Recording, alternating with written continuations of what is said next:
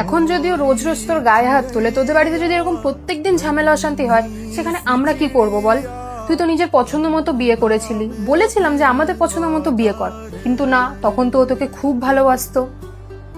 দেখ, রোজ রোজ ফোন করে এখন আমাদেরকে টেনশন দিস না, এমনিতে আমাদের মাথার উপরে অনেক টেনশন আছে। কি করবি এখন, আর সহ্য কর, নিজের পছন্দ মতো বিয়ে করেছিস, সহ্য তো করতেই হবে। ঠিক আছে রাখ, আমি তোকে পরে ফোন করছি। মা, তুমি কত সহজেই বোনকে বলে দিলে, হ্যাঁ, যে ও নিজের পছন্দ মতো বিয়ে করেছে বলে ওর সাথে এরকম হয়েছে, কিন্তু আমি তো তোমাদের পছন্দ মতো বিয়ে করেছিলাম, আমার সাথে এরকম হলো। এখন তোকে আর কি বলবো মনা, বল? এত ভালো পরিবার, এত ভালো ছেলে দেখে তোর বিয়ে দিলাম, এখন যদি এরকম হয় তাহলে আর কি করা যাবে? হয়তো তোর ভাগ্যতেই এরকম ছিল, এটাই যদি তোর ভাগ্যতে থাকে তাহলে আর ফেরানো তো যাবে না, তাই না? ঠিক আছে, আমরা কথা বলে দেখছি কি হয়।